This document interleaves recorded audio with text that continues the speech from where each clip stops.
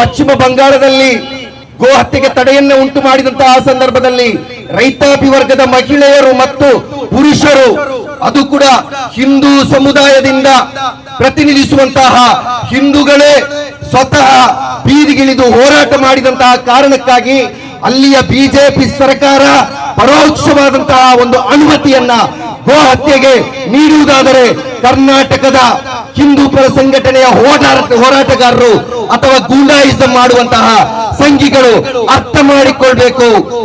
ನಿಮ್ಮ ನಾಯಕರು ರಾಜಕೀಯ ಕುರ್ಚಿಗೆ ಬೇಕಾಗಿ ನಿಮ್ಮ ಗೋಮಾತೆಯನ್ನು ಕೂಡ ಬಲಿ ಕೊಡ್ಲಿಕ್ಕೆ ತಯಾರಾಗಿದ್ದಾರೆ ಅನ್ನುವಂತಹ ಒಂದು ಸಂದೇಶವನ್ನ ನೀವು ಯಾಕೆ ಅರ್ಥ ಮಾಡುತ್ತಾ ಇಲ್ಲ? ಅದೇ ರೀತಿ ಇಲ್ಲಿ ಗೋಮಾತೆಯ ಪರವಾಗಿ ಮಾತನಾಡುವಂತಹ ಅದೆಷ್ಟೋ ಬಿಜೆಪಿ ನಾಯಕರು ನಮ್ಮ ಗಡಿಯನ್ನ ದಾಟಿ ಕೇರಳಕ್ಕೆ ಹೋಗಿ ಇದೇ ಗೋಮಾತೆಯ ಭಕ್ಷ್ಯಖಾದ್ಯಗಳನ್ನ ತಿನ್ನುವುದಿಲ್ಲ ಅಂತ ಹೇಳಲಿಕ್ಕೆ ನಿಮಗೆ ಸಾಧ್ಯ ಇದೆಯಾ? ನಿಮಗೆ ಸಾಧ್ಯ ಇದೆಯಾ? ಅಥವಾ ಇಲ್ಲಿರ್ತಕ್ಕಂತಹ ಅದೇ ಹೋರಾಟಗಾರರು ಇಲ್ಲಿ ಮುಸ್ಲಿಂ ಸಮುದಾಯದ ಅಬ್ಬು ಬ್ಯಾರಿಯ ಹೋಟೆಲ್ಗೆ ಹೋಗಿ ಎಷ್ಟು ಮಂದಿ ಅದನ್ನ ಸೇವಿಸಲಿಲ್ಲ ಅಂತ ಹೇಳಲಿಕ್ಕೆ ನಿಮಗೆ ಸಾಧ್ಯ ಇದೆಯಾ? ಅಂದ್ರೆ ಅತ್ಯಂತ ಕಡಿಮೆ ವೆಚ್ಚದಲ್ಲಿ ಸುಲಭದಲ್ಲಿ ಸಿಗುವಂತಹ ಒಂದು ಆಹಾರವನ್ನ ನೀವು ತಡೀತಾ ಇದ್ದೀರಾ. ಅದೇ ಆಹಾರವನ್ನ ಕದ್ದು ಮುಚ್ಚಿ ಕೂಡ ನೀವು ತಿಂತಾ ಇದ್ದೀರಾ. ಕೆಲವೊಂದು ರಾಜ್ಯಗಳಲ್ಲಿ ನಿಮಗೆ ಇದು ಅನೋದನೀಯವೂ ಕೂಡ. ಮಣಿಪುರ, ಸಿಕ್ಕಿಂ ಅಥವಾ ಕೇರಳ ಇಂತಹ ರಾಜ್ಯಗಳಲ್ಲಿ ನಿಮ್ಗೆ ಇದನ್ನು ನಿಷೇಧ ಮಾಡಲಿಕ್ಕೆ ಸಾಧ್ಯ ಆಗಲಿಲ್ಲ. ಬಿಜೆಪಿಯ ಮತ್ತು ಸಂಘ ಪರಿವಾರದ ದೊಡ್ಡ ದೊಡ್ಡ ನಾಯಕರು ಇದರ ಪರವಾಗಿ ಮಾತನಾಡ್ತಾರೆ. ಅಂದ್ರೆ ಒಂದೇ ದೇಶದಲ್ಲಿ ಎರಡು ರೀತಿಯ ನಿಲುವುಗಳಿರ್ತಕ್ಕಂತಹ ಏಕೈಕ ಪಕ್ಷ ಅದು ಬಿಜೆಪಿ ಆಗಿರ್ತದೆ.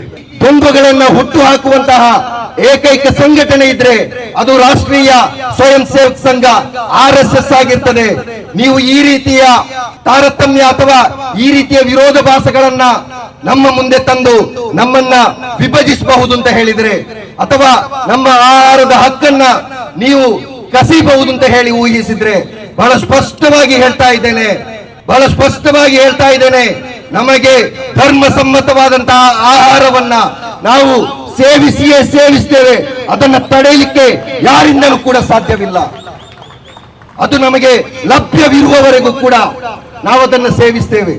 ಅದು ನಿಮ್ಮೊಂದಿಗಿನ ದ್ವೇಷದಿಂದಾಗಿ ಅಲ್ಲ, ಈ ದೇಶದ ಕಾನೂನು ನಮಗೆ ಅವಕಾಶ ನೀಡಿರುವ ಕಾರಣಕ್ಕಾಗಿ, ನಾವು ಅನುಸರಿಸ್ತಾ ಇರತಕ್ಕಂತಹ ಧರ್ಮ ಅದಕ್ಕೆ ನಮಗೆ ಅವಕಾಶ ಕೊಟ್ಟ ಕಾರಣಕ್ಕಾಗಿ ಆಗಿದೆ.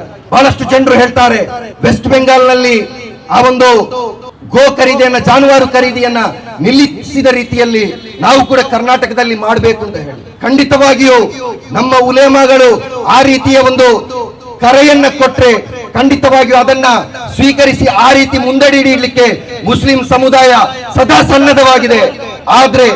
ಆದ್ರೆ ಒಂದು ತಿದ್ದುಪಡಿ ಅದರಲ್ಲಿ ಬೇಕಾಗಿದೆ. ಪಶ್ಚಿಮ ಬಂಗಾಳದಲ್ಲಿ ನಡೆದಿರ್ತವಂತದ್ದು ಅವರು ಹೆದರಿ ಅಥವಾ ಬೆದರಿ ಆ ಒಂದು ತೀರ್ಮಾನವನ್ನ ಕೈಗೊಂಡಿರುವಂತದ್ದಲ್ಲ, ಅವರ ಪ್ರತಿಭಟನೆಯ ದ್ಯೋತಕವಾಗಿ ಅವರು ಆ ತೀರ್ಮಾನವನ್ನು ತೆಗೆದುಕೊಂಡಿರುವಂತದ್ದು. ಕರ್ನಾಟಕದಲ್ಲಿ ಆ ರೀತಿಯ ತೀರ್ಮಾನಗಳು ಆಗ್ಬೇಕಿದ್ರೆ ಅದು ಕೂಡ ಒಂದು ಪ್ರತಿಭಟನೆಯ ದ್ಯೋತಕವಾಗಿರ್ಬೇಕೆ ಹೊರತು ಸಂಘ ಪರಿವಾರಕ್ಕೆ ಹೆದರಿಕೊಂಡು ಅವರಿಗೆ ತಲೆ ತಗ್ಗಿಸಿಕೊಂಡು ನಾನು ಜಾನುವಾರನ್ನ ತಿನ್ನುವುದಿಲ್ಲ ಅನ್ನುವಂತಹ ಅಥವಾ ಅದನ್ನು ಖರೀದಿಸುತ್ತಿಲ್ಲ ಅನ್ನುವಂತಹ ಒಂದು ತೀರ್ಮಾನ ಅದಾಗಿರಬಾರ್ದು. ಒಂದು ವೇಳೆ ಆ ರೀತಿಯ ಹೆದರಿ ಬೆದರಿ ತೆಗೆಯುವಂತಹ ತೀರ್ಮಾನವಾಗಿದ್ರೆ ಈಗಲೇ ಸ್ಪಷ್ಟಪಡಿಸುತ್ತೇವೆ, social democratic party of India ಆ ತೀರ್ಮಾನವನ್ನ ಧಿಕ್ಕರಿಸಿಕೊಂಡು ನಮ್ಮ ಆಹಾರದ ಹಕ್ಕನ್ನ ನಾವು ಪುನಃಸ್ಥಾಪಿಸಿಯೇ ತೀರುತ್ತೇವೆ. ಒಂದು ವೇಳೆ ಆ ತೀರ್ಮಾನ ಅದು ಪ್ರತಿಭಟನೆಯ ದ್ಯೋತಕವಾದ್ರೆ ಎಲ್ಲರಿಗಿಂತ ಮುಂಚೆ ಮೊದಲಿನ ಸಾಲಿನಲ್ಲಿ ನಿಂತು ಅದನ್ನ ಜಾರಿಗೊಳಿಸಲಿಕ್ಕೆ ಬೇಕಾದಂತಹ ಪ್ರಯತ್ನವನ್ನ social democratic party of India ಮಾಡ್ಲಿಕ್ಕೆ ಇದೆ ಅಂತ ಹೇಳಿ ಈ ಸಂದರ್ಭದಲ್ಲಿ ಹೇಳಲಿಕ್ಕೆ ಬಯಸ್ತಾ ಇದ್ದೇನೆ.